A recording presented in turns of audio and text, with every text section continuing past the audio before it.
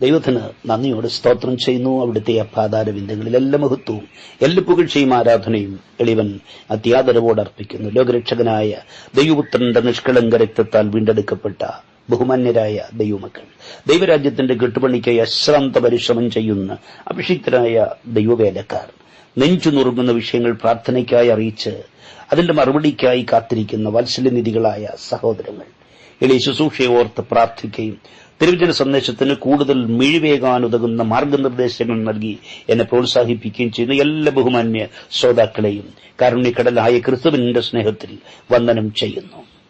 ഇന്ന് പ്രഭാതത്തിൽ ദൈവശബ്ദം കേൾക്കാനായി നമുക്ക് പ്രതീക്ഷ നിറഞ്ഞ ഹൃദയത്തോട് തിരുവഴുത്തിലേക്ക് നമ്മുടെ ശ്രദ്ധയെ കൊണ്ടുവരാം. ഉൽപ്പത്തി പുസ്തകം എടുക്കൂ, 28 അധ്യായം 15 വാക്യം. ഈ വാക്യത്തെ ആധാരമാക്കി പരിശുദ്ധാത്മാവിന്റെ അരുളപ്പാട് പ്രിയപ്പെട്ടവർക്ക് കൈമാറാൻ ഞാൻ ആഗ്രഹിക്കുകയാണ്. ശ്രദ്ധിക്കണമേ.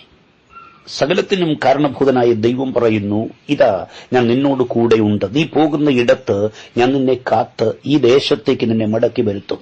ഞാൻ നിന്നെ കൈവിടാതെ നിന്നോട് അരുളി ചെയ്തത് നിവർത്തിക്കും. പരിശുദ്ധാത്മ നൽകിയ ഈ തിരുവഴുത്തിനായി നമുക്ക് സ്തോത്രം ചെയ്യാം. പ്രിയരെ, ജനിച്ച നാടും വളർന്ന വീടുമൊക്കെ വിട്ടു പുറപ്പെട്ട യാക്കോബ് യാത്രാമധ്യേ ലൂസ് എന്ന സ്ഥലത്തെത്തി. ലൂസ് എന്നാൽ പിശാചിന്റെ പട്ടണം എന്നർത്ഥം. വചനം പറയുന്നു, ലൂസിലെത്തിയപ്പോൾ സൂര്യൻ അസ്തമിച്ചതുകൊണ്ട് ദേശം ഇരുട്ടിലായപ്പോൾ അതേ യാക്കോബിന്റെ മനസ്സിലും ഭീതിയുടെ ഇരുട്ട് നിറഞ്ഞു. അവൻ അവിടെ കിടക്കുവാൻ തീരുമാനിച്ചു.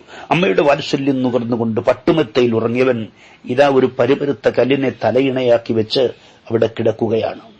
ദൈവത്തിന് സ്തോത്രം. മനസ്സിൽ സുരക്ഷിത ബോധം നിറയ്ക്കാൻ അച്ഛനില്ല, തഴുകി താലോലിക്കാൻ അമ്മയില്ല. അന്ധകാര നിബദ്ധമായ ലൂസിന്റെ ഏകാന്തതയിൽ സഹായത്തിന്റെ പ്രതീക്ഷയുടെ കണിക പോലും കാണാനില്ലാത്ത പിശാചിന്റെ പട്ടണത്തിൽ യാക്കോബ് അകപ്പെട്ടിരിക്കുന്നു എന്ന് വേണമെങ്കിൽ പറയാം. സദൃശവാക്യങ്ങളിൽ ശലോമോൻ പറയുന്നത് പോലെ കൂടുവിട്ടലയുന്ന പക്ഷിയെപ്പോലെയാണ് നാടുവിട്ടുഴലുന്ന മനുഷ്യൻ. അതെ, അതാണ് യാക്കോബിന്റെ ഇപ്പോഴത്തെ അവസ്ഥ. പക്ഷേ അവനെക്കുറിച്ച് ദൈവത്തിനൊരു പദ്ധതി ഉണ്ടായിരുന്നതുകൊണ്ട് തന്റെ കുഞ്ഞിനെ തേടി ദൈവം ഇറങ്ങി വന്നു. പിശാചിന്റെ പട്ടണത്തിൽ ദൈവം ഇറങ്ങി വന്നു. മകളെ, ദൈവസാന്നിധ്യം ഇറങ്ങി വന്നതോടെ പട്ടണത്തിന്റെ പേര് മാറുകയാണ്. ലൂസ് ബഥേലായി മാറി. പിശാചിന്റെ പട്ടണം ദൈവഭവനമായി മാറി. മകളെ, എത്രമാത്രം അന്ധകാരം കട്ടപിടിച്ചിടത്തായാലും പൈശാചിക ശക്തികൾ കുടിയിരിക്കുന്നിടമായാലും താങ്കളായിരിക്കുന്നിടത്ത് ദൈവം ഇറങ്ങി വന്നാൽ നിലവാരം മാറും. നോക്കൂ, യാക്കോബിന് സംരക്ഷണമൊരുക്കാൻ സ്വർഗീയ ദൂതന്മാർ ദൈവത്താൽ അയക്കപ്പെട്ടിരിക്കുകയാണ്. സ്തോത്രം, സ്തോത്രം. പൈശാചിക ശക്തികളുടെ കേളീരംഗമായ ലൂസിൽ കിടക്കുന്നത് ദൈവത്തിന് പദ്ധതിയുള്ളവനായതുകൊണ്ട് തന്റെ കുഞ്ഞിനെ ദുഷ്ടം തൊടാതിരിക്കാൻ ശക്തിയേറിയ ദൂതന്മാരെ ദൈവം അവന് ചുറ്റും വിന്യസിച്ചു. എന്റെ കുഞ്ഞെ, താങ്കളെക്കുറിച്ച് ദൈവത്തിന് വ്യക്തമായ പദ്ധതി ഉള്ളതുകൊണ്ടാ പിശാച് തൊടാതിരിക്കുന്നത് കേട്ടോ.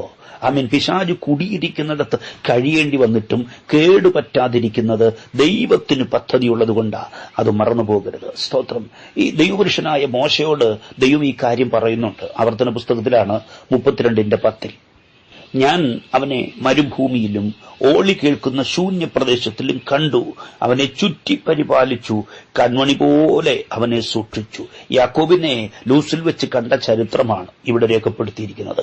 ചുറ്റി പരിപാലിച്ചു, കൺമണി പോലെ അവനെ സൂക്ഷിച്ചു. അതെ, ദൈവത്തിന് പദ്ധതി ഉള്ളവൻ എവിടായിരുന്നാലും അവനെ കൺമണി പോലെ കാക്കുന്ന ദൈവം, ചുറ്റിപ്പരിപാലിക്കുന്ന ദൈവം, ആ പരിപാലനം, ആ സൂക്ഷിപ്പ് അനുഭവിച്ചറിയുന്ന ദൈവകുഞ്ഞുങ്ങളെ ഓർത്ത് ഞാൻ കർത്താവിനെ സ്തുതിക്കുന്നു. പ്രിയരെ, യാക്കോബ് ഇപ്പോൾ കിടക്കുന്ന സ്ഥലം എങ്ങനെയുള്ളതാണ്? ആവർത്തന പുസ്തകം പറയുന്നു, ഓളി കേൾക്കുന്ന ശൂന്യപ്രദേശം. അങ്ങനെയെങ്കിൽ ആരാണ് ഓലിയിടുന്നത്? ചോര ഊറ്റി കുടിക്കാൻ അലഞ്ഞു തിരിയുന്ന ഹിംസ്ര ജന്തുക്കൾ, ചോര കുടിക്കാൻ കാത്തിരിക്കുന്ന ജന്തുക്കൾ വിശന്നു വലഞ്ഞ് ഓരിയിടുകയാണ്. സിംഹവും കഴുതപ്പുലിയും ചെന്നായി യഥേഷ്ടം വിഹരിക്കുന്ന സ്ഥലമാണ് അതെന്ന് ചരിത്രകാരന്മാർ പറയുന്നു. അങ്ങനെയുള്ളിടത്ത് ആശയറ്റവനായി നിസ്സഹായനായി രാത്രി തനിയെ കിടന്നിട്ടും എന്തേ അവന് ദോഷം പറ്റിയില്ല? ദുഷ്ടജന്തുക്കൾ എന്തേ കടിച്ചു കീറിയില്ല? ചോര ഊറ്റി കുടിച്ചില്ല? ഉത്തരം, ദൈവത്തിന് പ്രയോജനമുള്ളവനെ ദൈവം പരിപാലിച്ചു, കൺമണി പോലെ കാത്തു സൂക്ഷിച്ചു. മരുഭൂമിയിലും ഓലി കേൾക്കുന്ന ശൂന്യപ്രദേശത്തും അവനെ കണ്ടു. അവനെ ചുറ്റി പരിപാലിച്ചു, കൺമണി പോലെ സൂക്ഷിച്ചു. ഒന്നും ചെയ്യാൻ കഴിവില്ലാത്തവനായി, സഹായിക്കാൻ ആരുമില്ലാത്തവനായി, ഭീതി കട്ടപിടിച്ച മനസ്സോട് കല്ല് തലയിണയായി വെച്ചുകൊണ്ട് ലൂസിന്റെ ഇരുട്ടിൽ കിടക്കുന്നത് ആരാണെന്നറിയാമോ? നാളത്തെ നാളുകളിൽ ലോകത്തിന്റെ ഗതിവിഗതികളെ നിയന്ത്രിക്കാൻ പോകുന്ന സാമ്രാജ്യം, ആ സാമ്രാജ്യത്തെ പുറത്തു കൊണ്ടുവരേണ്ട വ്യക്തിയാണ്. സകലകാലത്തിനും മുമ്പേ അവനെ നിയമിച്ച ദൈവത്തിന് അത് നന്നായിട്ടറിയാം. ശ്രദ്ധിക്കൂ, സർവശക്തനായ ദൈവത്തിന്റെ രക്ഷാപദ്ധതിയുടെ പൂർത്തീകരണം നടപ്പാക്കാൻ അവിടുന്ന് ഒരിക്കൽ അബ്രഹാം എന്ന മനുഷ്യനെ തിരഞ്ഞെടുത്തു.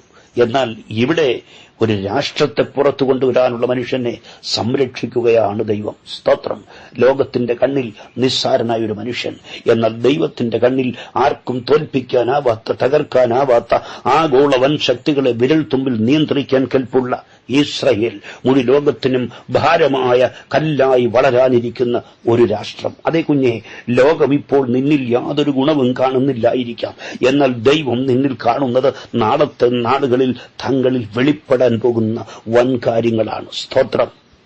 എന്റെ പ്രിയപ്പെട്ടവരെ, യാക്കോബിന്റെ ജീവിതത്തിലെ ടേണിംഗ് പോയിന്റ്, വഴിത്തിരിവായിരുന്നു ബഥേലെന്ന് യാക്കോബ് പേരുമാറ്റിയിട്ട പിശാചിന്റെ പട്ടണമായ ലൂസ്. സൃഷ്ടാവായി ദൈവം ഇറങ്ങി വന്ന് തന്നോട് സംവദിച്ച സ്ഥലം. പ്രിയരെ, തുടർന്നുള്ള തന്റെ ജീവിതയാത്രയിൽ ഒരിക്കലും യാക്കോബ് ബഥേലിനെ മറന്നിട്ടില്ല കേട്ടോ. തന്റെ മരണസമയത്ത് പോലും യാക്കോബ് ബഥേലിനെ സ്മരിക്കുന്നത് ഉൽപ്പത്തി 48:3 നമുക്ക് കാണാൻ കഴിയും. തന്റെ തികഞ്ഞ വാർദ്ധക്യത്തിൽ, അതെ, തന്റെ മകനായ യോസേഫിന്റെ മക്കളെ അനുഗ്രഹിക്കാൻ യാക്കോബ് മരണക്കിടക്കയിൽ വെച്ച് തയ്യാറെടുക്കുകയാണ്. കട്ടിലിൽ തന്നെത്താൻ ഉറപ്പിച്ച ശേഷം, സ്തോത്രം, ആരെങ്കിലും താങ്ങിയിരുത്തിയതല്ല, മരണസമയത്തും കട്ടിലിൽ തന്നെത്താൻ ഉറപ്പിച്ചിരുന്ന ശേഷം താൻ പറയുന്നു, ഉൽപ്പത്തി 48:3, സർവശക്തിയുള്ള ദൈവം കനാൻ ദേശത്തിലെ ലൂസിൽ വെച്ച് എനിക്ക് പ്രത്യക്ഷനായി എന്നെ അനുഗ്രഹിച്ചു. ആമേൻ, ആമേൻ. ദൈവവുമായി സന്ധിച്ച നിമിഷം താൻ മരണസമയത്തും മറക്കുന്നില്ല. കുഞ്ഞേ, ദൈവം താങ്കളോട് ആദ്യമായി ഇടപെട്ട ദിവസം ഓർമ്മയുണ്ടോ? എന്തൊക്കെ മറന്നാലും കർത്താവുമായി കണ്ടുമുട്ടിയ ദിവസം മറക്കരുത് കേട്ടോ. രക്ഷാനിർണയം പ്രാപിച്ച തീയതി, നിന്റെ പേര് ജീവപുസ്തകത്തിൽ എഴുതിയ ദിവസം, അതൊരിക്കലും വിസ്മരിക്കരുത്. ആമേൻ. എന്റെ ബഹുമാന്യ ശ്രോതാക്കളിൽ ആർക്കെങ്കിലും അങ്ങനെയൊരു കണ്ടുമുട്ടൽ, ദൈവമായൊരു കണ്ടുമുട്ടൽ ഇതുവരെ ഉണ്ടായിട്ടില്ലെങ്കിൽ, രക്ഷകനായ കർത്താവുമായി കണ്ടുമുട്ടാൻ ഇതുവരെ കഴിഞ്ഞിട്ടില്ലെങ്കിൽ, ഈ പ്രഭാതത്തിൽ കർത്താവ് താങ്കളോട് സംസാരിക്കാൻ ആഗ്രഹിക്കുന്നു. ദൈവശബ്ദം കേട്ടനുസരിക്കാൻ തയ്യാറായാൽ കുഞ്ഞേ, മഹാദൈവം താങ്കളുടെ പേരും ജീവപുസ്തകത്തിൽ എഴുതി ചേർക്കും. അതിനുവേണ്ടി താങ്കൾ ഏതെങ്കിലും തീർത്ഥാടന കേന്ദ്രങ്ങൾ സന്ദർശിക്കേണ്ടി വരുന്നില്ല, ഏതെങ്കിലും മധ്യസ്ഥന്മാരുടെ സഹായം തേടേണ്ടതായി വരുന്നില്ല, ഏതെങ്കിലും ഒരു ആചാരം അനുഷ്ഠിക്കേണ്ടതായി വരുന്നില്ല. യേശുവേ, എന്നെ നിന്റെ പൈതലാക്കി മാറ്റണം. എന്റെ പാപത്തിന്റെ ശിക്ഷയാണ് അവിടുന്ന് കാൽവറിയിൽ അനുഭവിച്ചതെന്ന് ഞാൻ വിശ്വസിക്കുന്നു. ഞാൻ അങ്ങയുടെ പൈതലായി തീരാൻ ആഗ്രഹിക്കുന്നു. ഈ വാക്ക് മകളെ താങ്കളുടെ ഹൃദയത്തിൽ നിന്ന് പുറത്തു വന്നെങ്കിൽ ഇതാണ് താങ്കളുടെ ജീവിതത്തിന്റെ ടേണിംഗ് പോയിന്റ്. ആമേൻ, ആമേൻ.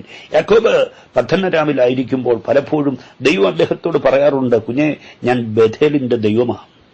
തെരൂമേനായി ദൈവം ഇറങ്ങി വന്ന് തന്റെ ജീവിതത്തെ മറിച്ച ഇടമാണ് ബഥേൽ.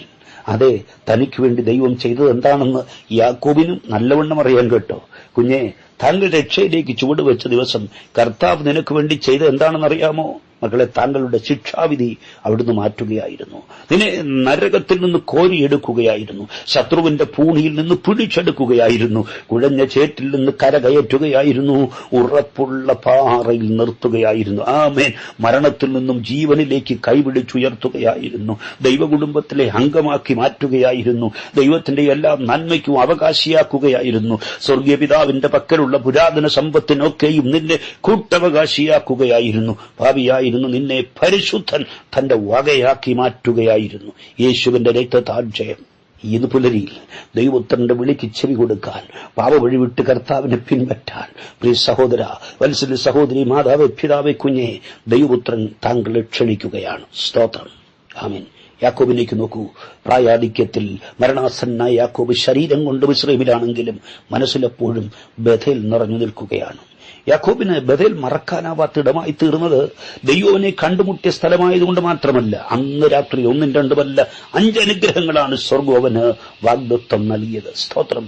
ദൈവം നൽകിയ വാഗ്ദത്തങ്ങൾ ഓരോന്നോരോന്നായി തന്റെ ജീവിതത്തിൽ നിറവേറുകയും ചെയ്തു. അതാ കാരണം കുജേ, ദൈവം നിന്നോടൊരു വാഗ്ദത്തം പറഞ്ഞിട്ടുണ്ടെങ്കിൽ വിശ്വസിക്ക്, നിന്റെ ജീവകാലത്തു തന്നെ അത് നിറവേറും. അതിനുശേഷമുള്ളത് നിന്റെ അനന്തര തലമുറയിൽ നിറവേറും. സ്തോത്രം. ഉൽപ്പത്തി പുസ്തകം 28:15 നാം ചിന്തയ്ക്കായി പ്രാരംഭത്തിൽ വായിച്ചത്. ഈ വാക്യത്തിൽ തന്നെ ദൈവം പറഞ്ഞ 5 അനുഗ്രഹങ്ങളും കാണാം, 5 വാഗ്ദത്തങ്ങളും കാണാം. ഒന്നാമത്തെ അനുഗ്രഹം, ഒന്നാമത്തെ വാഗ്ദത്തം, ഞാൻ നിന്നോടുകൂടെ ഇരിക്കും. ഡിവൈൻ പ്രസൻസ്, സ്വർഗീയ സാന്നിധ്യം. 2, ഞാൻ നിന്നെ കാക്കും. ഡിവൈൻ പ്രൊട്ടക്ഷൻ, സ്വർഗീയ സംരക്ഷണം. 3, ഞാൻ നിന്നെ സൗഖ്യത്തോടെ മടക്കി വരുത്തും. ഡിവൈൻ പ്രിസർവേഷൻ, സ്വർഗീയ പരിപാലനം. 4, ഞാൻ നിന്നെ കൈവിടുകയില്ല. ഡിവൈൻ പെറ്റേണിറ്റി, സ്വർഗീയ സൂക്ഷിപ്പ്. 5, ഞാൻ നിന്നോട് അരുളി ചെയ്തതും നിവർത്തിക്കും. ഡിവൈൻ പ്രോമിസ്, സ്വർഗീയ വാഗ്ദത്തം. ആമേൻ. ഈ പ്രഭാതത്തിലും ദൈവത്തിന് ഉദ്ദേശമുള്ള, ദൈവത്തിന് പദ്ധതിയുള്ള ജീവിതങ്ങളെ തന്റെ വാഗ്ദത്തങ്ങളിൽ നിറയ്ക്കാൻ കർത്താവ് ആഗ്രഹിക്കുന്നുണ്ട്. സ്തോത്രം. പ്രിയരെ, യാക്കോബിന് ദൈവം നൽകിയ ഒന്നാമത്തെ അനുഗ്രഹം, ഞാൻ നിന്നോടുകൂടെ ഇരിക്കും. സ്വർഗീയ സാന്നിധ്യം, ഡിവൈൻ പ്രസൻസ്. കൂട് വിട്ടലയുന്ന പക്ഷിയെപ്പോലെ നാട് വിട്ടഴലുന്ന അതേ യാക്കോബിനെ സംബന്ധിച്ചിടത്തോളം ഇപ്പോൾ ഏറ്റവും ആവശ്യമായിരിക്കുന്നത് കൂടെ ഒരാൾ ഉണ്ടാവുക എന്നുള്ളതാണ്. അപ്പനില്ല, അമ്മയില്ല, സഹോദരങ്ങളില്ല, ആരുമില്ല. ചോരക്കുതിയോട് ഓരിയിടുന്ന ഹിംസജന്തുക്കൾ കൂട്ടമായി ഇരപിടിക്കാൻ അലയുന്ന പിശാചിന്റെ പട്ടണം. ആ ഇരുട്ടിൽ കിടക്കുന്ന യാക്കോബിന് ഏറ്റവും ആദ്യം വേണ്ടത് ആരെങ്കിലും ഒരാൾ അടുത്തുണ്ടാവുക എന്നുള്ളതാണ്. പ്രിയരെ, നാം ചിന്തിക്കുന്നത്, നാം ചോദിക്കുന്നതിന് മുൻപേ തന്റെ കുഞ്ഞുങ്ങളുടെ ആവശ്യം അറിയുന്ന ദൈവം പറഞ്ഞു, കുഞ്ഞെ, ഞാൻ നിന്നോട് കൂടെയിരിക്കും. സ്തോത്രം. മക്കളെ, ലോകത്ത് മറ്റേതൊരാൾ കൂടെയിരിക്കുന്നതിനേക്കാളും ശ്രേഷ്ഠമായത് സർവശക്തനായ ദൈവം കൂടെയിരിക്കുന്നതാണ്. പ്രതിസന്ധിയുടെ നടുവിൽ തളർന്നു നിൽക്കുമ്പോൾ, ഈ പ്രതികൂലം എങ്ങനെ തരണം ചെയ്യുമെന്നറിയാതെ പകച്ചു നിൽക്കുന്ന സാഹചര്യത്തിൽ ദൈവം കൂടെയിരിക്കുമെങ്കിൽ താങ്കളുടെ ജീവിതം സമാധാനപൂർണമായിരിക്കും, അനുഗ്രഹപൂർണമായിരിക്കും. ഹല്ലേലൂയ. അതല്ലേ ഒരിക്കൽ മഹാനിയോഗം നടപ്പിലാക്കാൻ ദൈവത്താൽ വേർതിരിക്കപ്പെട്ട മോശയോട് ദൈവം പറഞ്ഞു, പുറപ്പാട് 33:14-15, എന്റെ സാന്നിധ്യം നിന്നോടുകൂടെ പോരും, ഞാൻ നിനക്ക് സ്വസ്ഥത നൽകും. ഇതിന് മോശയുടെ മറുപടി എന്തായിരുന്നു? തിരുസാന്നിധ്യം എന്നോടുകൂടെ പോരുന്നില്ലെങ്കിൽ ഞങ്ങൾ എവിടുന്ന് പുറപ്പെടുവിക്കരുതേ. ദൈവം പറയുന്നു, എന്റെ സാന്നിധ്യം നിന്നോടുകൂടെ പോരും, ഞാൻ നിനക്ക് സ്വസ്ഥത നൽകും. ഭക്തൻ പറയുന്നു, സാന്നിധ്യമില്ലെങ്കിൽ ഞങ്ങളെ എവിടുന്ന് അയക്കരുതേ. വീടും നാടും വിട്ട് കർത്താവിന്റെ വേലയ്ക്കായി ഇറങ്ങി പുറപ്പെട്ട ദൈവദാസനെ പരിശുദ്ധാത്മാവ് താങ്കളെ ചേർത്ത് പിടിച്ചു പറയുന്നു, കുഞ്ഞെ, ധൈര്യപ്പെടുക, എന്റെ സാന്നിധ്യം നിന്നോടുകൂടെ ഉണ്ട്, ഞാൻ നിനക്ക് സ്വസ്ഥത നൽകും. അഭിഷിക്തനെ, ഇപ്പോഴത്തെ അസ്വസ്ഥത മാറുന്ന സമയം വരുന്നു. താങ്കൾ കാണുന്നില്ലെങ്കിലും ദൈവ സാന്നിധ്യം കൂടെയുണ്ട്. വിശ്വസിക്കുക. ദൈവ സാന്നിധ്യം കൂടെ ഉള്ളതുകൊണ്ട് നിങ്ങൾ കാലുകുത്തുന്ന ഭവനം അനുഗ്രഹിക്കപ്പെടും, കൈകൊടുക്കുന്ന വ്യക്തികൾ അനുഗ്രഹിക്കപ്പെടും, നിന്റെ വായിൽ നിന്ന് വചനം കേൾക്കുന്നവർ അനുഗ്രഹിക്കപ്പെടും. സ്തോത്രം. ആമേൻ, ആമേൻ, ആമേൻ. എന്റെ പ്രിയ ശ്രോതാക്കൾ അവശ്യം അറിഞ്ഞിരിക്കേണ്ട ഒരു വസ്തുത ഞാൻ പറയാം. ദൈവസാന്നിധ്യം കൂടെ ഉണ്ടെങ്കിൽ ജീവിതം സ്വസ്ഥമായിരിക്കും. ദൈവസാന്നിധ്യം കൂടെയില്ലെങ്കിൽ എന്തൊക്കെ ഉണ്ടെങ്കിലും ജീവിതത്തിൽ അസ്വസ്ഥത നിറഞ്ഞിരിക്കും. എന്റെ പ്രിയപ്പെട്ടവരെ, ഇനി നമുക്കൊക്കെ എത്ര കാലം ഈ മണ്ണിൽ ഉണ്ടായിരിക്കുമെന്ന് ആർക്കും പറയാനാവില്ല. എന്നാൽ ഉള്ള കാലം ദൈവസാന്നിധ്യം കൂടെ ഉണ്ടെന്നുള്ള ഉറപ്പിൽ വേണം ജീവിതം മുന്നോട്ട് നയിക്കാൻ. എന്നാൽ ദൈവിക സാന്നിധ്യം താങ്കൾക്ക് സ്വസ്ഥത നൽകും, നിങ്ങളെ സ്വസ്ഥതയിൽ എത്തിക്കും. ശ്രദ്ധിക്കൂ, മറ്റാരും ചെയ്തിട്ടില്ലാത്ത വൻ കാര്യങ്ങൾ കർത്താവിന് വേണ്ടി ചെയ്തെടുക്കാൻ ദൈവം മോശയ്ക്ക് നൽകിയ ഉറപ്പാണ്, എന്റെ സാന്നിധ്യം നിന്നോടുകൂടെ പോരും. ദൈവ സാന്നിധ്യം കൂടെ ഇരുന്നത് കൊണ്ടാ നൂറ്റാണ്ടുകളായി അടിമനുഖത്തിൽ അമിക്കപ്പെട്ടിരുന്നിട്ടും പട്ടിണി കൊണ്ട് പൊറുതിമുട്ടിയിട്ടും യാക്കോബിന്റെ മക്കൾക്ക് കാട്ടുപോത്തിന് തുല്യമായ ബലമുണ്ടായത്. അഭിചാരത്തിന്റെ ആയുധങ്ങൾ ഫലിക്കാത്ത കരുത്തവർക്കുണ്ടായത്. ലക്ഷണവിദ്യ ഏൽക്കാത്ത ശക്തിയുള്ളവരായി തീർന്നത് ദൈവ സാന്നിധ്യം കൂടെ ഇരുന്നത് കൊണ്ടാണ്. അതേ മക്കളെ, വാഗ്ദത്തങ്ങളിൽ വിശ്വസ്തൻ വാക്ക് മാറ്റി പറയില്ല. ക്രൂശിലേക്കൊന്ന് നോക്ക്, ക്രൂശിലേക്ക് നോക്കൂ. നമ്മുടെ കർത്താവ് ക്രൂശിലേക്ക് കയറുന്നതിന് തൊട്ടു മുമ്പ് തന്റെ ശിഷ്യന്മാരോട് പറഞ്ഞു, നിങ്ങൾ ഇനി എന്നെ ഗലീലയിൽ കാണും. മത്തായി 28:7-10 വാക്യങ്ങളിൽ ഇത് കാണാൻ കേട്ടോ. ഉയർത്തെഴുന്നേറ്റ ക്രിസ്തു കല്ലറയ്ക്കലെത്തിയ സഹോദരിമാരോട് പറഞ്ഞു, നിങ്ങൾ പോയി എന്റെ സഹോദരന്മാരോട് ഗലീലയിലേക്ക് പോകാൻ പറയണം, അവര് അവിടെ എന്നെ കാണുമെന്ന് ഞാൻ അവരോട് പറഞ്ഞിരുന്നു. സ്തോത്രം. കർത്താവ് പാഴ്വാക്ക് പറയുന്നവനല്ല എന്നുള്ളതിന്റെ ശക്തമായ തെളിവാണ് ഈ സംഭവം. കുഞ്ഞെ, നിന്നോട് പറഞ്ഞ വാക്ക് കർത്താവ് പാലിക്കുന്ന ദൈവമാണ്. അവൻ വാക്ക് പാലിക്കുന്ന ദൈവമാണ്. വാക്ക് മാറാത്തവനാണ്. വാഗ്ദത്തങ്ങളിൽ വിശ്വസ്തനാണ്. നുറുങ്ങിയ ഹൃദയത്തോടെ ദൈവാലോചന കേൾക്കുന്ന ജീവിതമേ, നാളുകൾക്ക് മുമ്പ് കർത്താവ് നിന്നോട് പറഞ്ഞ വാഗ്ദത്തങ്ങൾ ഈ നാളുകളിൽ നിറവേറ്റിത്തരുമെന്നുള്ള പരിശുദ്ധാത്മാവിന്റെ ആലോചന ഏറ്റെടുക്കാൻ കഴിയുമോ? വിശ്വസിക്കാമോ? വിശ്വസിച്ചാൽ നീ ദൈവത്തിന്റെ മഹത്വം കാണും. ദൈവപ്രവൃത്തി തങ്ങളുടെ ഭവനത്തിൽ വെളിപ്പെടും. കുഞ്ഞെ, ഇന്നലകളിൽ നീ കണ്ണുനീരോടെ വിതച്ചതിന് പ്രതിഫലമായി ആർപ്പോടെ കൊയ്തെടുക്കാനുള്ള നന്മ സ്വർഗം നിനക്കായി ഒരുക്കി വച്ചിട്ടുണ്ട്. വിശ്വസിക്കുക, നമ്മുടെ ദൈവം തിരുവായി കൊണ്ട് അരുളി ചെയ്തത് തൃക്കൈ കൊണ്ട് നിവർത്തിക്കുന്നവനാണ്. ആമേൻ, ആമേൻ. ദൈവം പറഞ്ഞ വാഗ്ദത്തങ്ങൾ എന്തെങ്കിലും നിറവേറാനുണ്ടെങ്കിൽ കാലം കടന്നുപോയെന്ന് കരുതി നിരാശപ്പെടരുത്. ദൈവത്തിന്റെ ആലോചന നിവൃത്തിയാകും, സമയം തെറ്റുകയില്ല. എന്റെ കുഞ്ഞെ, താങ്കളുടെ ഇതുവരെയുള്ള എല്ലാ വിജയങ്ങൾക്ക് പിന്നിലും വെളിപ്പെട്ടത് ദൈവത്തിന്റെ സാന്നിധ്യമായിരുന്നു. അത് മറക്കാതെ വിശ്വാസത്തിന്റെ ചുവട് വയ്ക്കുന്ന പക്ഷം ഈ സാന്നിധ്യം ദിനംതോറും ആസ്വദിച്ചറിയാൻ നമുക്ക് കഴിയും. യോശുവയുടെ ചരിത്രം നമുക്കറിയാമല്ലോ. ദൈവപുരുഷനായ മോശയുടെ മരണശേഷം നേതൃത്വത്തിലേക്ക് വന്ന യോശുവ, ആ യോശുവയെ ഉറപ്പിക്കാൻ വേണ്ടി ദൈവം പറഞ്ഞ വാക്കുകൾ എന്താ? യോശുവ 1:15, നിന്റെ ജീവകാലത്തൊരിക്കലും ഒരു മനുഷ്യനും നിന്റെ നേരെ നിൽക്കുകയില്ല. ഞാൻ മോശയോടുകൂടി ഇരുന്നതുപോലെ നിന്നോടുകൂടെ ഇരിക്കും. ഞാൻ നിന്നെ കൈവിടത്തില്ല, ഉപേക്ഷിക്കുകയുമില്ല. വാക്കുമാത്രം കൊണ്ട് പ്രപഞ്ചത്തെ മുഴുവനും ഒരു വാക്യ ദൈവം അഭിമുഖമായി അടുത്തറിഞ്ഞവനാണ് ദൈവപുരുഷനായ മോശെ. അദ്ദേഹത്തിന്റെ നേതൃത്വ പാഠവും അനുഭവിച്ചറിഞ്ഞ ജനം കേവലം ഒരു ബാല്യക്കാരനായി തന്നെ അംഗീകരിക്കുമോ, അനുസരിക്കുമോ? ഈ ഭയം യോശുവയെ ഗ്രസിച്ചപ്പോൾ കർത്താവിനോട് പറഞ്ഞു, ഉറപ്പും ധൈര്യമായിരിക്കും കുഞ്ഞേ, ഞാൻ മോശയോടുകൂടി ഇരുന്നതുപോലെ നിന്നോടുകൂടെ ഇരിക്കും. നിന്റെ ജീവകാലത്തൊരിക്കലും ഒരു മനുഷ്യനും നിന്റെ നേരെ നിൽക്കത്തില്ല. 30 ലക്ഷം ജനം മോശയെ അനുസരിച്ചത് തന്റെ ബുദ്ധി സാമർഥ്യം കൊണ്ടല്ല, വാഗ്വൈഭവം കൊണ്ടല്ല, ദൈവം കൂടെ ഇരുന്നത് കൊണ്ടാണ്. ആ ദൈവം പറയുന്നു, യോശുവയെ, ഞാൻ നിന്നോട് കൂടെയും ഇരിക്കും. ഞാൻ നിന്നോട് കൂടെ ഇരിക്കുന്നത് കൊണ്ട്, എന്റെ സാന്നിധ്യം നിന്നോടുകൂടെ ഇരിക്കുന്നത് കൊണ്ട് നിന്റെ ജീവകാലത്തൊരിക്കലും ഒരു മനുഷ്യനും നിന്റെ നേരെ നിൽക്കത്തില്ല. അതെ, ബഥേലിൽ വെച്ച് ദൈവം യാക്കോബിന് കൊടുത്ത ഒന്നാമത്തെ അനുഗ്രഹം, ഞാൻ നിന്നോടുകൂടെ ഇരിക്കും. ലൂസിന്റെ ഇരുട്ടിൽ മാത്രമല്ല കുഞ്ഞെ, ലോകാവസാനത്തോളം എല്ലാ നാളും ഞാൻ നിന്നോട് കൂടെ ഇരിക്കും. കഷ്ടകാലത്ത് ഞാൻ നിന്നോട് കൂടെ ഇരിക്കും. പ്രതികൂലത്തിന്റെ ചൂളയിൽ ഞാൻ നിന്നോട് കൂടെ ഇരിക്കും. കൂരലിന്റെ താഴ്വരയിൽ നിന്നോട് കൂടെ ഇരിക്കും. കടിച്ചു കീറാൻ കൊതിക്കുന്ന സിംഹത്തിന്റെ ഗുഹയിൽ ഞാൻ നിന്നോട് കൂടെ ഇരിക്കും. നുറുക്കപ്പെട്ട ഹൃദയത്തോടെ വചനം കേൾക്കുന്ന ജീവിതമേ, പരിശുദ്ധാത്മാവ് പറയുന്നു, ആരൊക്കെ മാറിപ്പോയാലും എന്തെല്ലാം ജീവിതത്തിൽ സംഭവിച്ചാലും ഞാൻ നിന്നെ ഒരു നാളും കൈവിടുകയില്ല, ഉപേക്ഷിക്കയില്ല. ലോകാവസാനത്തോളം ഞാൻ നിന്നോട് കൂടെ ഇരിക്കും. ബഥേലിൽ വെച്ച് ദൈവം യാക്കോബിന് നൽകിയ രണ്ടാമത്തെ അനുഗ്രഹം എന്താണ്? നീ പോകുന്നിടത്തൊക്കെ ഞാൻ നിന്നെ കാക്കും. കാക്കുന്ന ദൈവം, ഡിവൈൻ പ്രൊട്ടക്ഷൻ, സ്വർഗീയ സംരക്ഷണം, സർവശക്തനായ ദൈവത്തിന്റെ കാവൽ.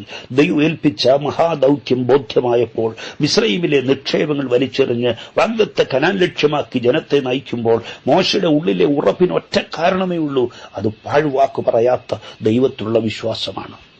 പുറപ്പാട് 23:20, ഇതാ വഴിയിൽ നിന്നെ കാക്കേണ്ടതിനും ഞാൻ നിയമിച്ചിരിക്കുന്ന സ്ഥലത്തേക്ക് നിന്നെ കൊണ്ടുപോകേണ്ടതിനും ഞാനൊരു ദൂതനെ നിന്റെ മുമ്പിൽ അയക്കുന്നുണ്ട്. അതേ കുഞ്ഞേ, നിന്റെ ജീവിതപാതയിൽ നിന്നെ കാക്കുവാൻ, സൂക്ഷിക്കുവാൻ, പരിപാലിക്കുവാൻ ദൈവം അയച്ച ദൂത സഞ്ചയങ്ങളുണ്ട്.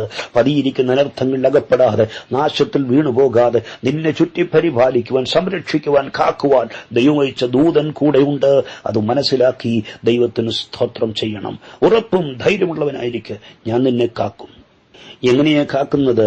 അവൻ യെശയ്യാവ് പറയുന്നു 31:5, പക്ഷി ചുറ്റിപ്പറന്ന് കാക്കുന്നത് പോലെ ഞാൻ നിന്നെ കാക്കും. ശത്രു തൊടാതെ ഞാൻ നിന്നെ കാക്കും. ആ വിചാരത്തിന്റെ ദുർമൂർത്തികൾ അടുത്തു വരാതെ ഞാൻ നിന്നെ കാക്കും. പൂർവ്വപിതാക്കന്മാർ ചെയ്തു കൂട്ടിയ ക്രൂരതയുടെ ശാപം നിന്നെ പിടികൂടാതെ ഞാൻ നിന്നെ കാക്കും.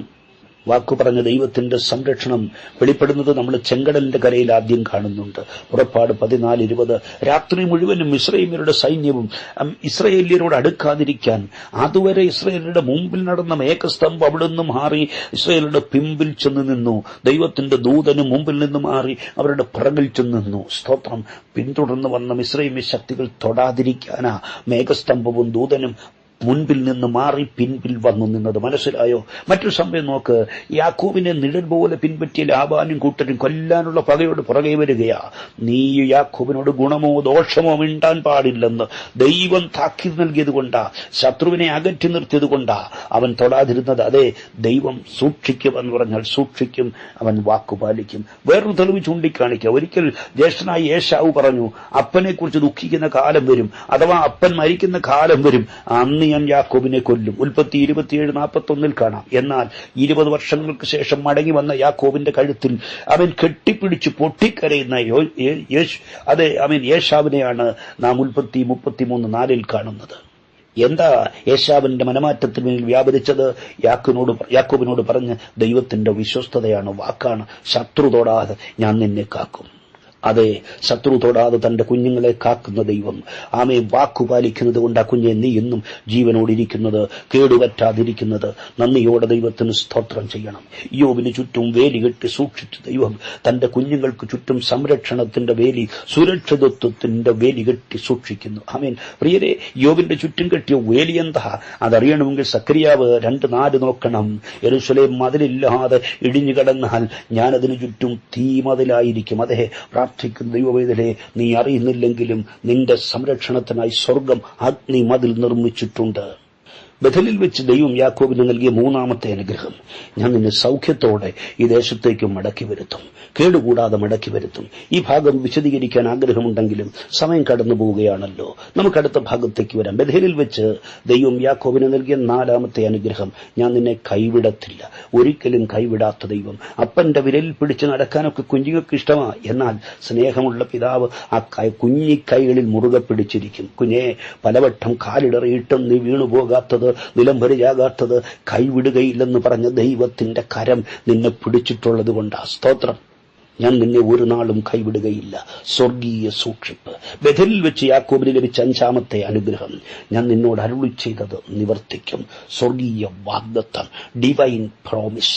ബഥലിൽ വെച്ച് യാക്കോബിന്റെ ജീവിതം മാറ്റിമറിച്ച കരുണാമയനായ ദൈവം കുഞ്ഞെ, താങ്കളുടെ ജീവിതത്തിൽ ഒരു വഴിത്തിരിവ് സൃഷ്ടിക്കാൻ ആഗ്രഹിക്കുന്നു. യേശുവിന്റെ നാമത്തിൽ ഏൽപ്പിച്ചു കൊടുത്ത് പ്രാർത്ഥിക്കാൻ കഴിയുമോ? കർത്താവ് താങ്കളെ അനുഗ്രഹിക്കും. നിങ്ങളുടെ നിലവാരം മാറ്റും. ഇനി നീ കരയേണ്ടി വരില്ല മക്കളെ. ഇനി നീ നിരാശക്കുഴി കിടക്കേണ്ടി വരില്ല മക്കളെ. ഇനി നീ നാട് വിട്ടു പോകേണ്ടി വരത്തില്ല. സ്വർഗം നിന്നെ കണ്ടിട്ടുണ്ട്. ഈ ദിവസം വിശ്വസിക്കുമെങ്കിൽ താങ്കളുടെ ജീവിതത്തിന്റെ ടേണിംഗ് പോയിന്റായി മാറും. യേശുവിന്റെ നാമത്തിൽ വിശ്വസിക്കുന്നവരുടെ ജീവിതത്തിൽ അങ്ങനെ സംഭവിക്കട്ടെ. ആമേൻ. ഒരു പ്രാവശ്യം കൂടി സ്നേഹത്തിന്റെ വചനം കൊണ്ട് പ്രിയപ്പെട്ടവരെ ശുശ്രൂഷിക്കാൻ അവസരം നൽകിയ മഹാദൈവത്തിന് നന്ദി പറഞ്ഞുകൊണ്ട് വാക്കുകൾക്ക് വിരാമം കുറിക്കുന്നു. സുവിശേഷകൻ രാജൻ ഫിലിപ്പാണ്, അടിമാലിയിൽ നിന്നും. പ്രിയപ്പെട്ടവരെ, താങ്കളെ അലട്ടുന്ന വിഷയങ്ങൾ പ്രാർത്ഥനയ്ക്കായി അറിയിക്കാം. നമ്പർ ഇതാണ് 9072141834. ദൈവം അനുവദിച്ചാൽ തുടർന്നുള്ള ദിവസങ്ങളും നമുക്ക് വചനത്തിന്റെ വെളിച്ചത്തിൽ ഒരുമിച്ച് കൂടാം. അതുവരെ കർത്താവിന്റെ വിരിക്കപ്പെട്ട ചിറകിന്റെ മറവിൽ സുരക്ഷിതരാകാം. God bless you in Jesus' name.